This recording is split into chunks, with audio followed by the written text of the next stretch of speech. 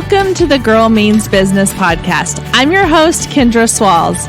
Over the last few years, I have built a business that allowed me to quit my 9-to-5, spend more time with the ones that I love, and live my best life. Now, I'm sharing everything I learned along the way with you. Each week, my guest and I will share actionable tips, tangible advice, and honest conversations to help you build your dream business. So get ready to take notes and put in the work, because this girl means business.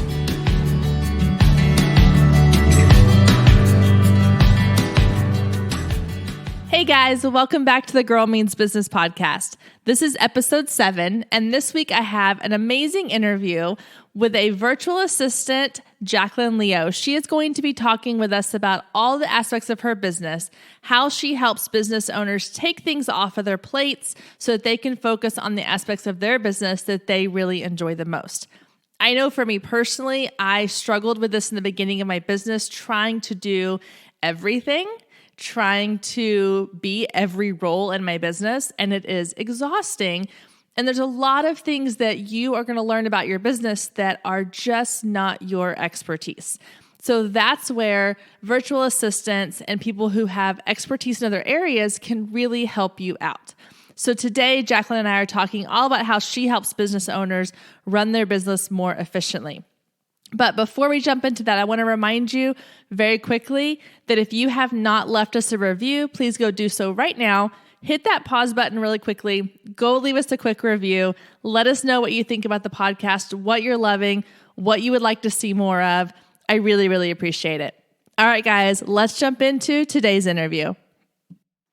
All right. So Jaclyn, how are you? I'm good. How are you? Good. Welcome to the Girl Means Business podcast. Thank you so much for chatting with us today. Well, thank you for having me. I'm super excited. Yeah. So I want to start, just tell us a little bit about you. Like, who are you? How did you get to where you are? What is it that you do? Give us your story. Okay. So I actually, I went to art school and I knew I wanted to work in museum education. And so I went and I did that. And I loved my job. I was the adult programs coordinator at a museum. But then my husband and I started our family, and working 6 days a week, going into events at the museum on the weekends. That just wasn't what I wanted for my life with my son. And I also didn't want to be paying out the nose for daycare. I probably would have been paying more than I would have made. Oh, no kidding. So my husband and I decided that I was going to stay home, and I took about a year.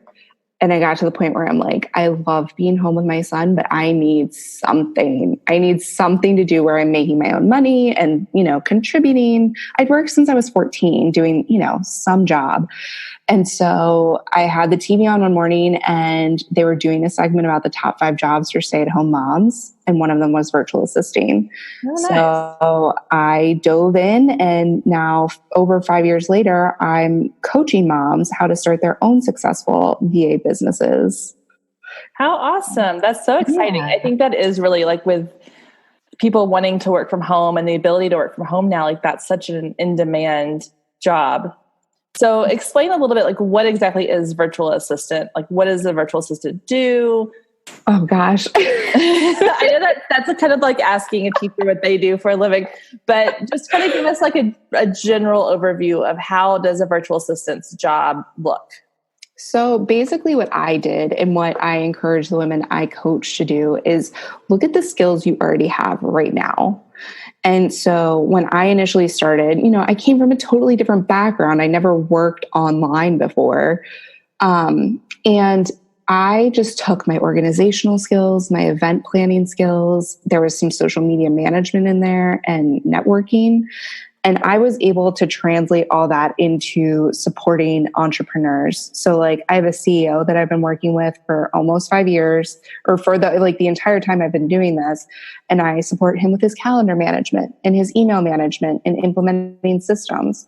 Some of the women that I work with are totally on the social media side of things. Some have done graphic design. Some have done copywriting or are doing copywriting. It really runs the gamut. And I think that's one of the cool things about being a virtual assistant is you take the skills you already have, and there's no shortage of information. You can learn anything. Oh, absolutely. Yeah.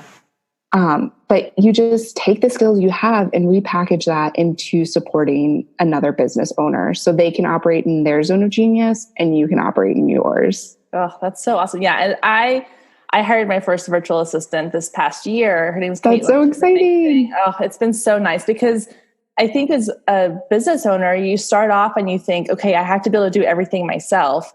And we don't have all of the strengths we need in all the areas. Usually, especially in a creative industry, you get into it because you enjoy the creative side. You don't necessarily enjoy all the day-to-day stuff you have to do, or you're not great with technology or whatever. And having that virtual assistant that is good at that and they're able to do those things for you is such a huge relief. That's what mine does, my social media management right now. Mm-hmm. And so it's been so great to not have to worry about it and know that she's really good at getting my voice and understanding what messages I want to get across. And we communicate a lot, and it's been really, really nice. It's been a huge chunk of time on my plate that I can do other things that I'm good at doing in my business. Well, it moves you from solopreneur to CEO of your business. Oh, yeah. Like you have someone else that you have to make sure that they're on task and do it. Mm-hmm. And so you have to do it for yourself then too. It's like, it's just up levels you so much. Yeah, I agree. So one of the things I was going to ask about this too, because I struggle with this. I know that I have a hard time as a business owner letting go of control. So when you are working with these other women who are trying to go into the VA field, how do you teach them, or what is your advice for someone who is struggling with that? So if they have a client that comes in and says, okay, I really want you to help me, but I'm not ready to give up control. What advice do you have for that? There's a level of trust that needs to be built. And I think that comes from when you position yourself as an expert and you show that you are reliable and dependent and you know what you're talking about.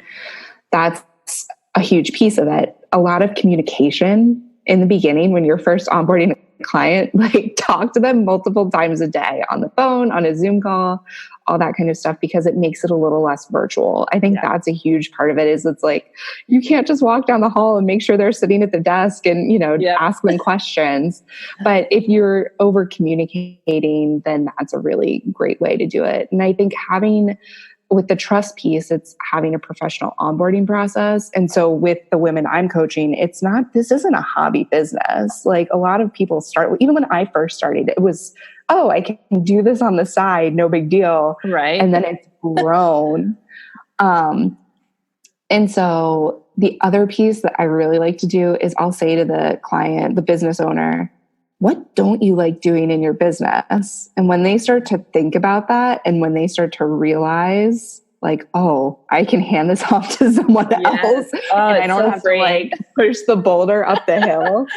It's huge. It's a huge difference in just starting small, like little tasks, building that trust. And the more you if you build a list of things that you don't like doing and then can hand those off as the trust builds, you see the value more and more and more. Yeah. And that's what I'm doing with my virtual assistant is I've said, okay, we're starting a social media.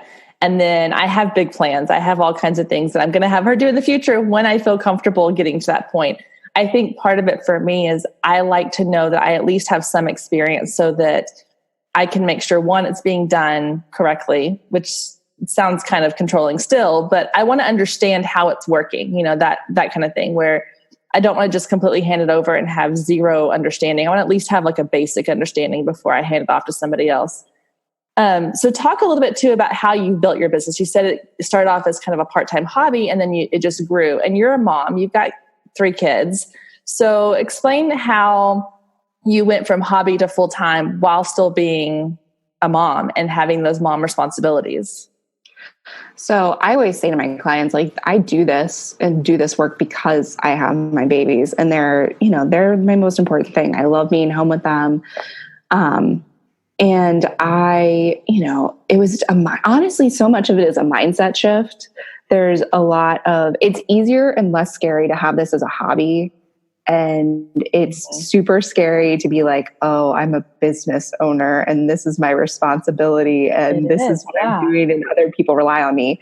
So a lot of it has been a mindset shift for me. And then, setting up the bank accounts and setting up the bookkeeping and making sure I'm talking with my accountant and having professional contracts and all that stuff. The onboarding process, just having a professional onboarding process for a lot of people and having a contract is a huge step into, oh, wow, this is a business. Yeah. You can do so much of it, but I think there's fear there. And if you manage your mindset around that fear, then that's what's going to take you to that next level. I think that's huge. Mindset is such a big thing, because I know even for me, when I went from teaching to photography full time, one of the struggles I had was that so many of the people I worked with before I left were like, "Oh, you're getting to stay home with your kids. That's so exciting." And I really desperately wanted to explain to them, well, I'm not just staying home. I'm going to be working from home. And just that transition of either one, I had to be okay with people understanding that, or not understanding what I do, and be okay with that. And two, I had to be okay with saying I'm a business owner. That was really hard for me, because I felt like I needed to be mom first. And that is still really important to me. But just saying that I run a business or I own a business took a lot for me to get there, because in my head, it sounded so formal and official, and it was scary. It was really scary. No, it is. That's a huge thing. And so, in my coaching, it's not so much about the systems and the applications. Like, you can figure those out. It's more about managing your mindset around saying I'm a business owner, telling people what you do, making offers, pitching yourself, promoting yourself, and doing it in a way that feels right for you. And they're like, going back to what you said about people not getting what you're doing. Oh my gosh. I just went to a family dinner the other night with people I hadn't seen in forever. And they're like, "Oh, you work?" And I'm like, "Yeah, yes, I have been for 5 years. Thank you." I think my dad literally just figured out what I did the other day. Oh, same here. No, same here. I think I've had family members that I've gone to, like family Christmases and stuff. And when I explained to them that I actually can make more money doing what I do now than I did teaching, like, they are floored. They don't get it. And I don't know if it's just a generational thing that, they come from a generation where they feel like if you're going to run a business, it's brick and mortar. They don't understand the online business. And, or I don't know if they just think that it's still just a hobby. But yeah, it's so funny how people's perception, and I try again not to let that bother me. My whole theory is I'm going to let my business and my actions show them how good my business is, as opposed to me having to tell them. I want my success to show them. I love that. I love that so much. So how do you balance, or try to balance? I think the whole balance idea is false, but how do you try to balance working from home and having kids? Because you still have one at home. And so how do you get your daily tasks done and still be a mom?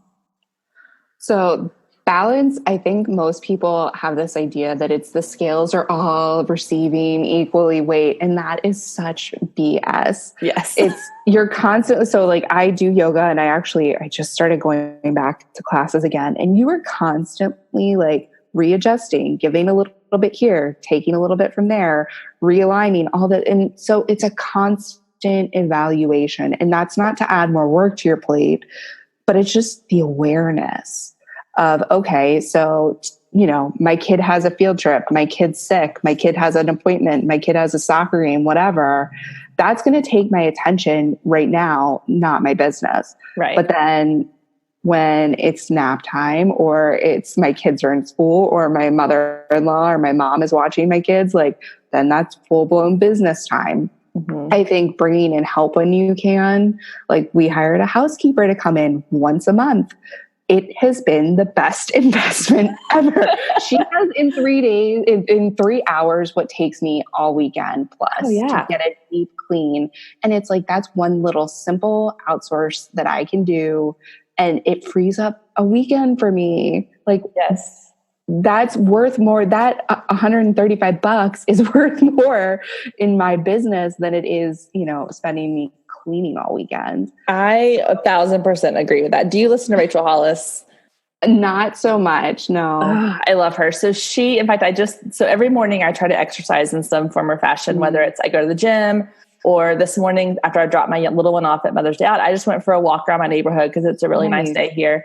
And I was listening to her podcast, and one of her episodes was a live speaking event that she did where she was talking about this exact thing. And she said, you know, when she was starting her business and she was out there and she was putting all this stuff on social media, and she was talking about how she has 4 kids and she runs this media business and she was writing a book and all these things, traveling for speaking engagements.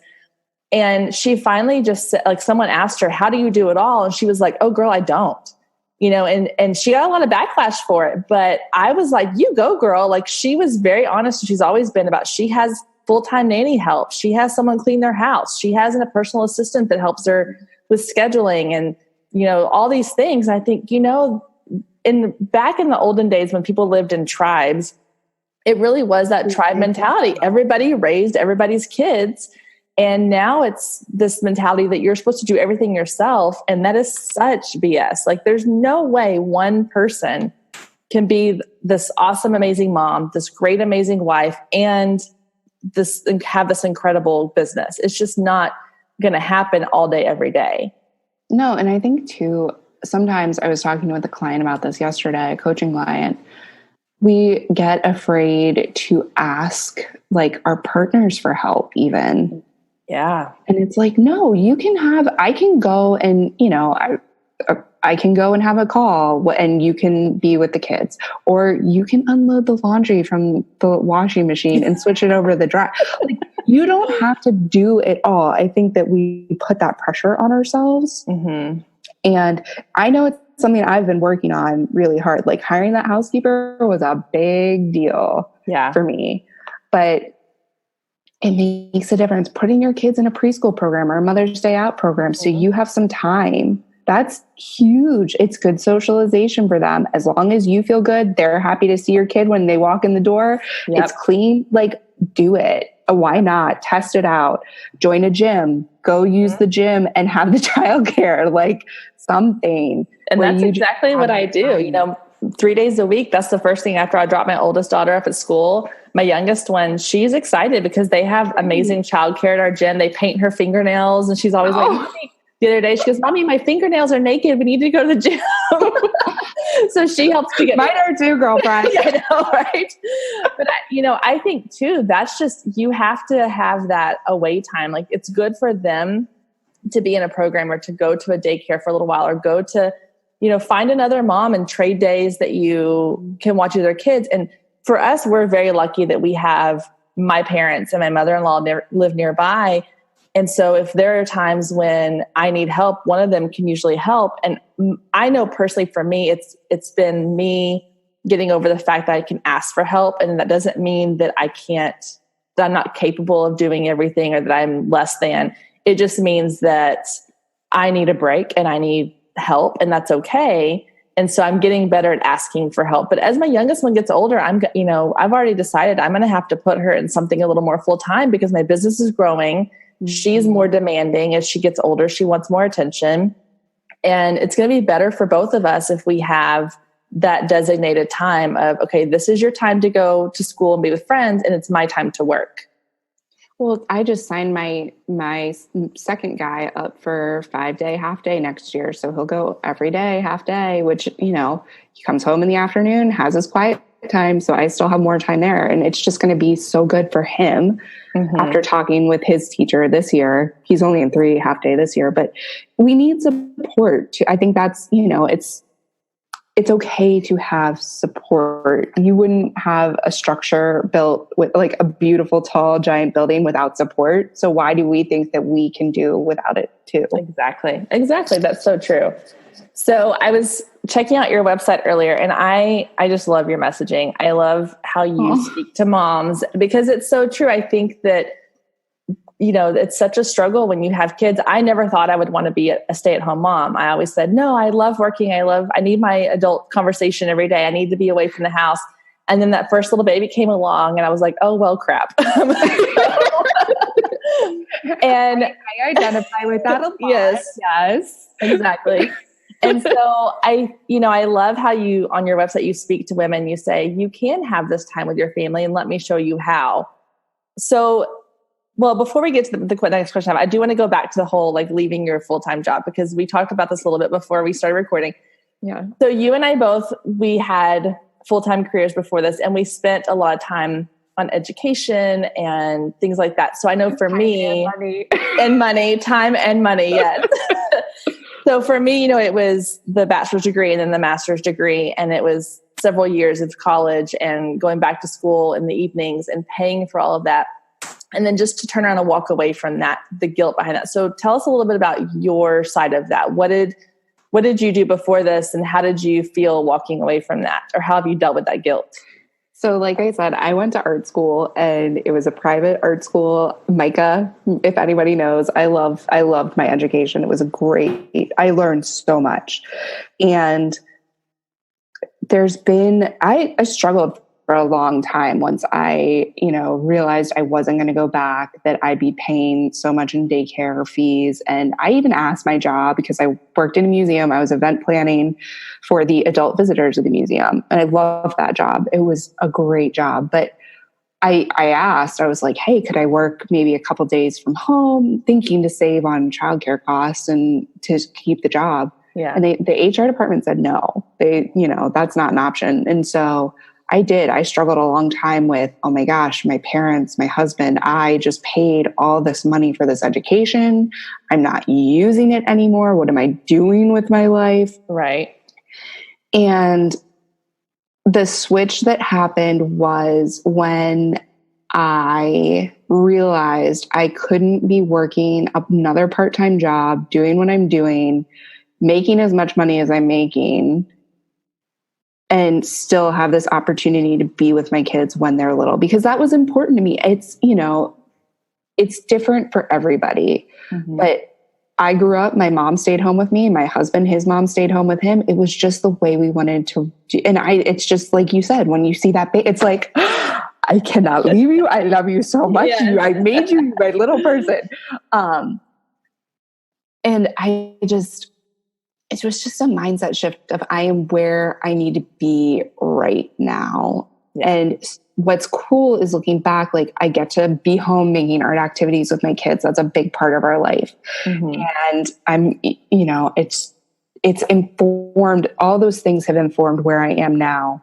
And that's what it took some time. It took a lot of journaling. It took a lot of, crying, but I am where I need to be right now. And that's okay. This is the way things worked out. And as my kids get older, as our life changes, maybe I'll get back to making more art again. I have my kiln down in the basement and my clay waiting for me, and I think I knew this was another piece. I knew I was never going to be a starving artist. That wasn't something that I wanted to do. I knew I wanted to go into museum education because I'm a museum nerd. I love them.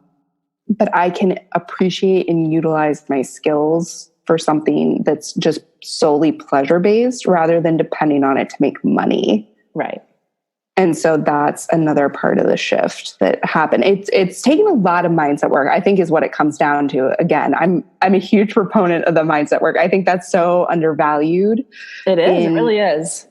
And I was sitting before our call, like writing down all the thoughts. And, like we talked about, one of them that came up was like, I'm not using my art school education. But it's like, I can switch that thought now to an intentional one where I am using it. It's just not in the way I expected to be using it.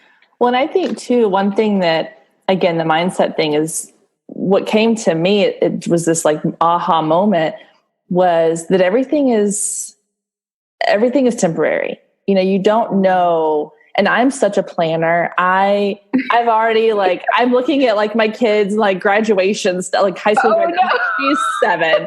And I'm already planning all these things. And I'm like, I need to just focus on the now, because you never know where life's going to take you. You never know what opportunities are going to come your way. And I think that if you get stuck in this idea that I have to stay on this particular path, you're going to miss out on these little side roads that you could end up on that take you to these greater things.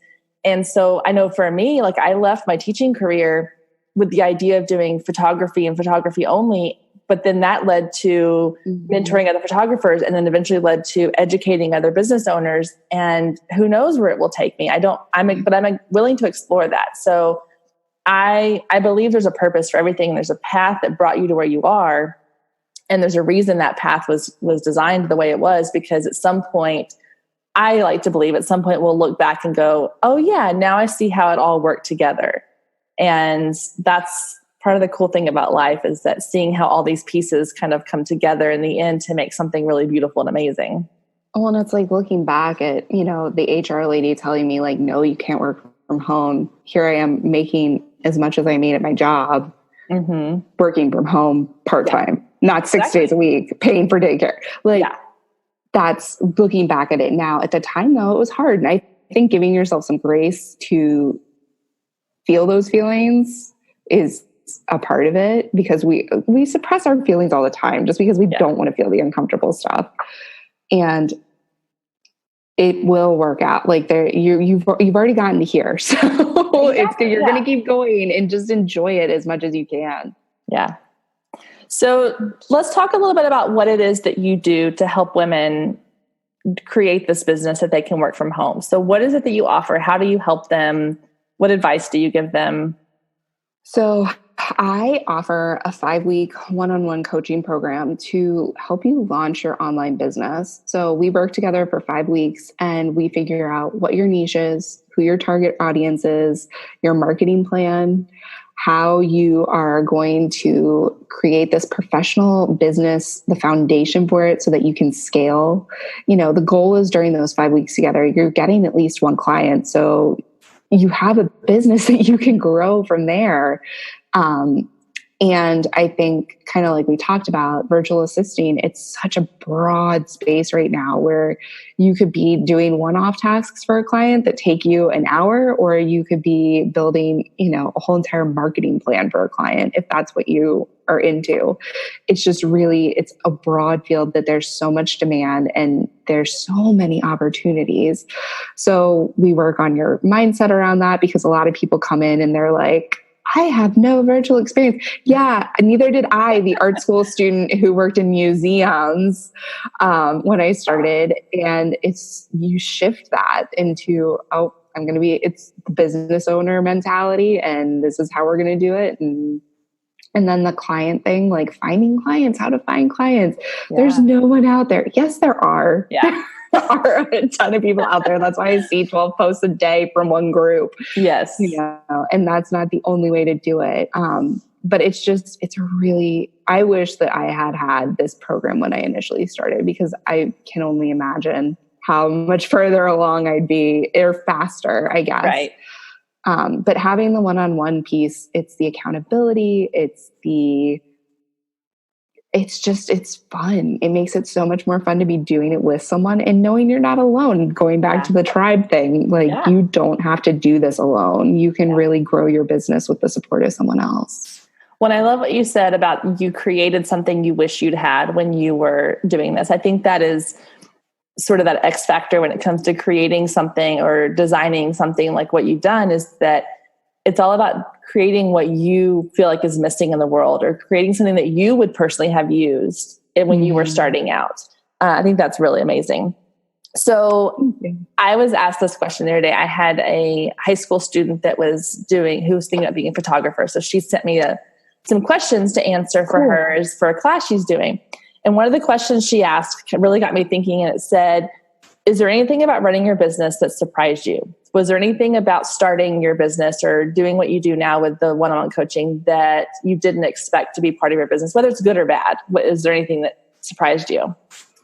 I'm going to sound like a broken record, but how much your mind is a part of it. There have been things that have come up since I've started running my business, fears, inadequacies, confidence, things that I didn't think were part of, that I didn't know I was thinking, that are there, and I've had to face them and in order to move beyond and to grow. And once I started doing that actively and being aware of my thoughts and my mindset, it's changed the game. My business has grown so much because of addressing those things. And, it's like being a parent and starting a business, those are mirrors for, what you're afraid of, where your inadequacies lie, all of it.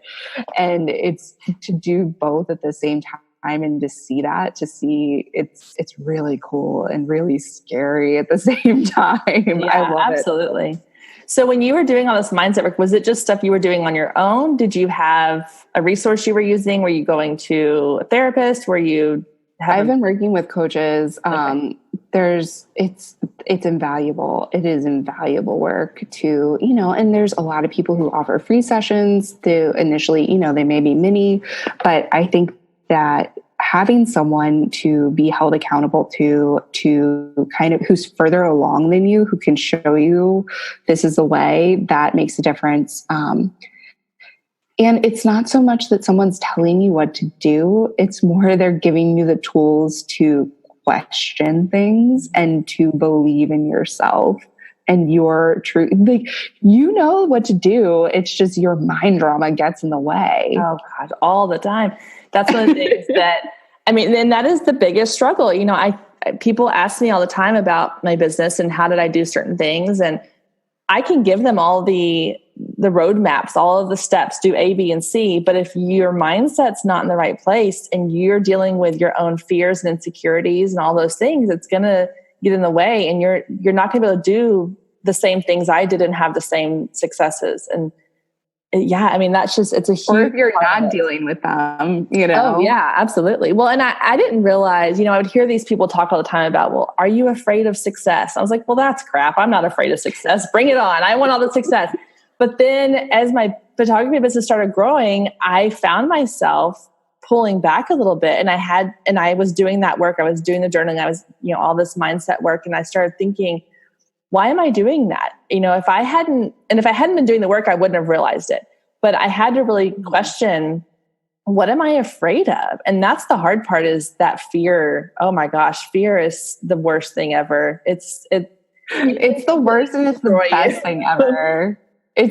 I like it because I think those fears or any of those kind of like negative emotions, they can be a compass towards what you need to be doing. Like, why are you jealous of someone? Why does that make you feel uncomfortable? And when you ask those questions and you're aware of it enough that you can, it's like, oh, because I want that, because they're showing me that's possible now.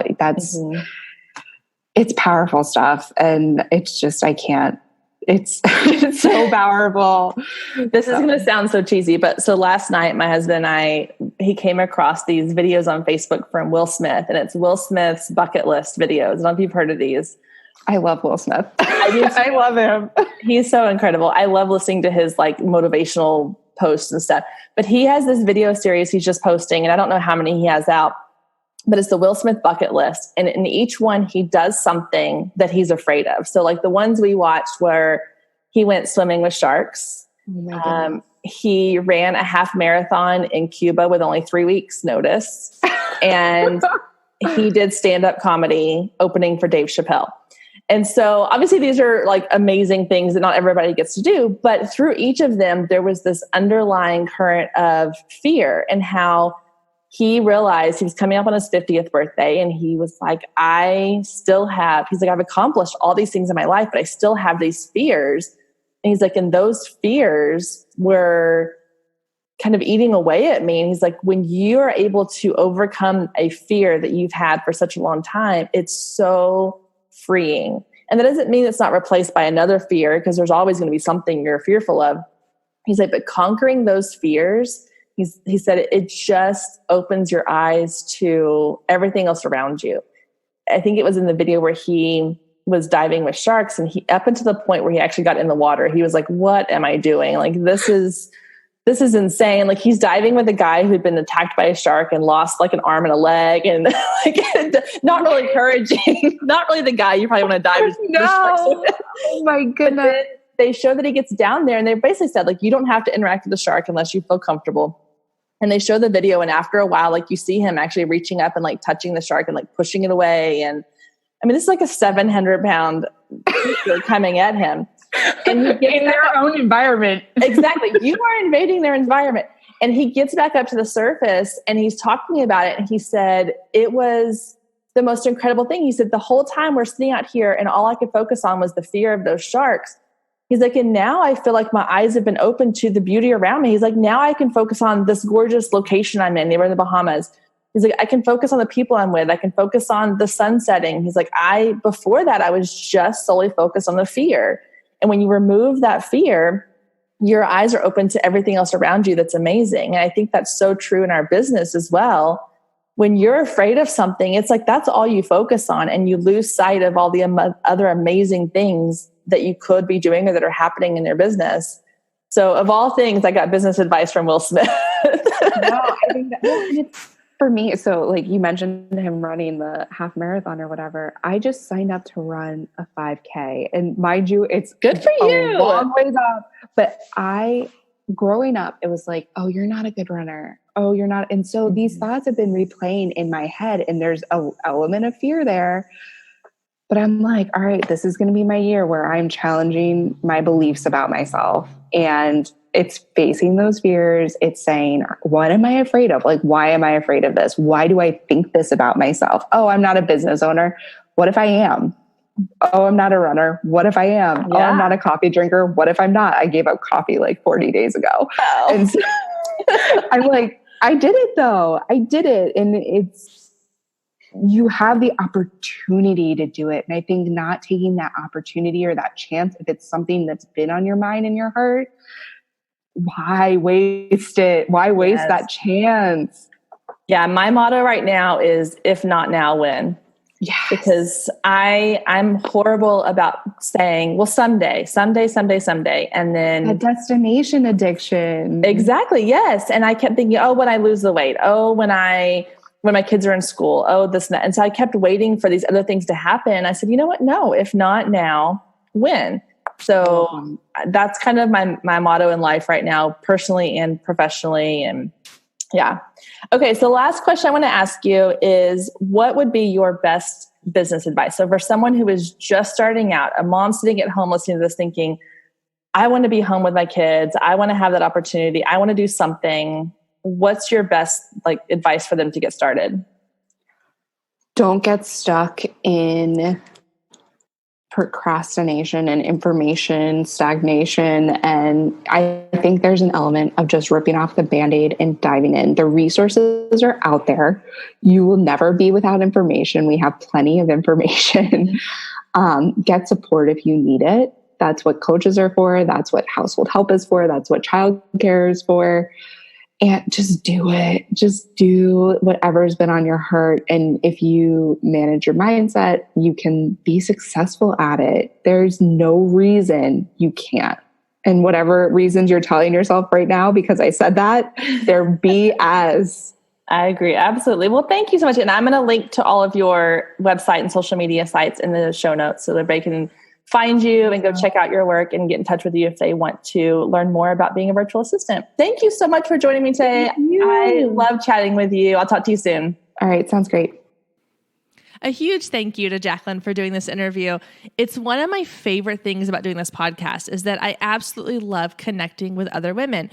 And what's really interesting is that most of the women that I've interviewed on the show so far, I don't know ahead of time. These are women that have reached out to me or that I've reached out to and said, hey, I would love to interview you. And so you're hearing basically for the first time us meeting and getting to know each other. So one of the things I want you to understand about these interviews too is that these are very organic, natural conversations. I don't come into these interviews with a list of questions I'm going to ask. I ask the initial question of tell me your story, and then I just let the conversation kind of go wherever it goes. So I want it to feel like you're sitting in on a conversation that this other person and I are having as if we were in a coffee shop just chatting. And I hope that through listening to these conversations, you're able to walk away with something that has really helped your business. And I love hearing from you guys. I want your feedback because otherwise it's just me sitting in my closet talking to the wall. So let me know what you're thinking. I get emails occasionally and I get DMs and I get text messages from friends that are saying like, wow, I listened to your podcast and it really got me fired up. And that is exactly what I want. I want this to fire you up. I want it to get you excited about your business because in all honesty, there's going to be days where you're not excited about your business. There's going to be days that you may even consider just walking away. So I hope that, if anything, these interviews, these episodes, these conversations that we have are getting you excited about your business again. Okay, so all the heavy conversation behind, let's get into this week's Listener Lounge question. This week's question comes from Lindsay, and she has a question I think pretty much every working mom has. So let's hear what she has to say. So, as a mom, how are you able to manage running your business while caring for small children? I still have a couple more years with my youngest at home, and I'm really ready to take my business to the next level, but I'm having a hard time balancing it all. So this is what I call the multi-million-dollar question, because I do not know a single mom out there, whether she's a business owner or not, who has not had this exact question. And if somebody could find the solution, package it, and sell it, they would be the richest person in the world. So I want to preface my answer to this question by saying that in no way, shape, or form am I trying to say that I have this figured out, because I do not. There are days when I feel like that I'm doing everything amazingly, and then there are days where I want to curl up in the corner and cry because I feel like I'm the worst parent, housewife, business owner, friend, daughter, everything. And my husband can attest to this, that just the other day, I had a little mini meltdown in the car because I was frustrated over the fact that I can't always get the things done that I feel like I need to get done. So for me, what I've had to do is realign my expectations.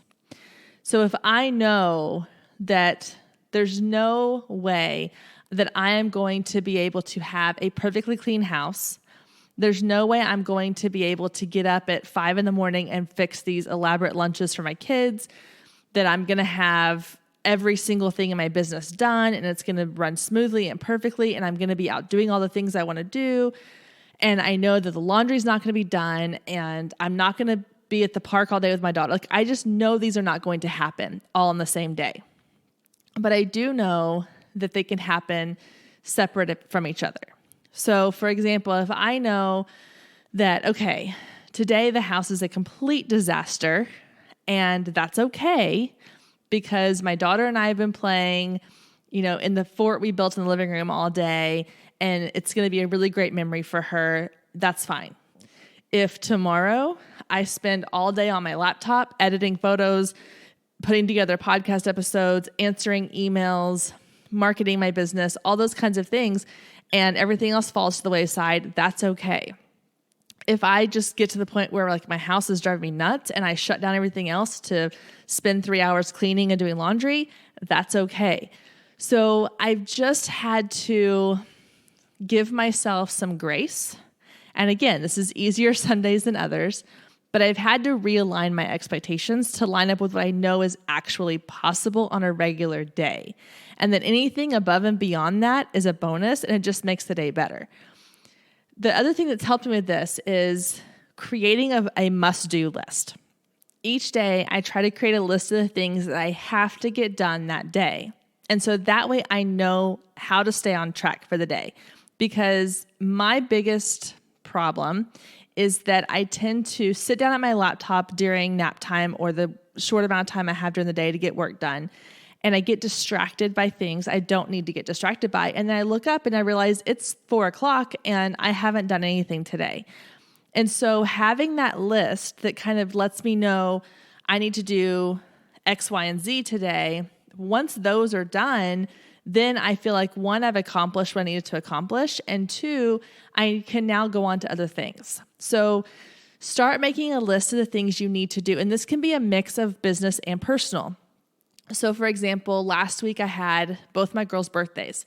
So on my list that whole week were things like pick up party supplies, order the birthday cake, buy their presents, wrap their presents. Those are the things I can put on that list. Or if I know that I need to have the laundry done so that my daughter has her T-ball jersey, then I can put on the list today, do 2 loads of laundry. Or I can put business things on there. Those are the things I really put on there the most, honestly, are things like send out this email, edit that podcast, finish that gallery for the client, things like that. So that way I know when I get to that point of the day where I'm able to sit down and devote a good chunk of time to my business or to getting things done, I'm able to go to that list and focus on just those things.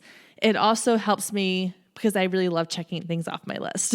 So that's really helpful too. It just keeps me on track and it keeps me focused, because I think in business, a lot of times the biggest problem we have is that we get off track. We allow these shiny things to distract us from what we really need to be focusing on. The third thing I'm going to suggest is have an emergency call list. So when I was teaching, we had sort of a phone chain of people we were supposed to contact or that would contact us if there was ever an emergency. So if there was a bad weather day, now this was back before everybody sent out like text reminders and stuff, but if we were going to have a bad weather day, the principal had 6 people she called.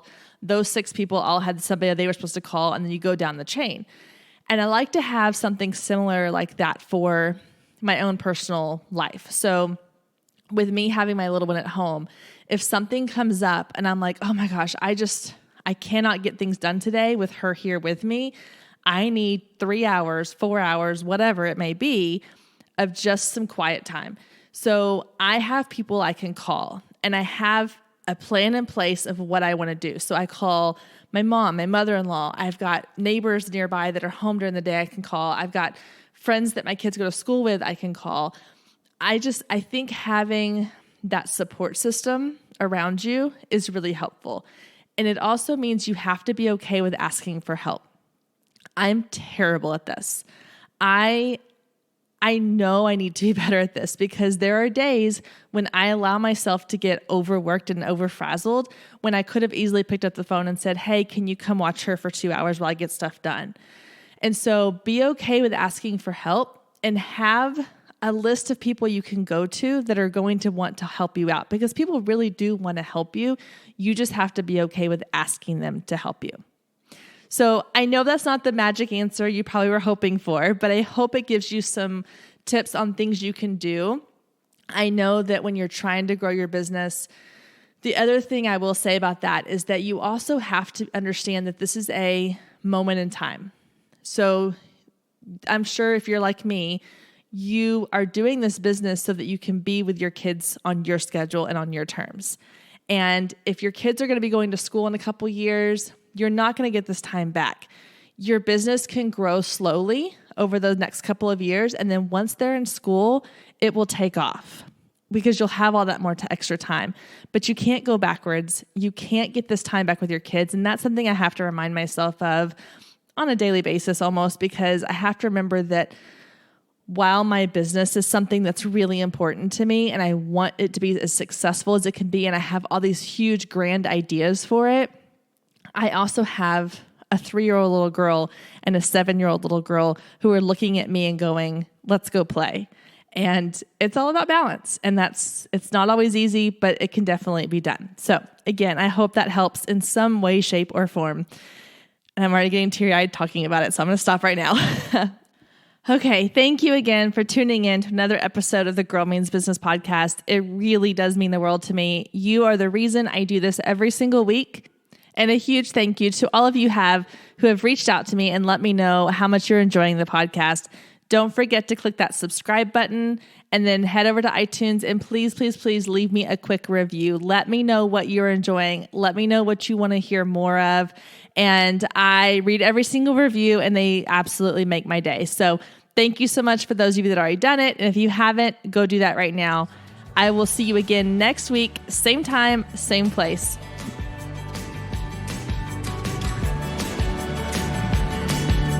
If you loved today's episode, don't forget to click the subscribe button so you never miss when a new episode goes live. Then head over to iTunes and leave a quick review to let other people know just how much you loved it. Thanks, ladies. See you next week.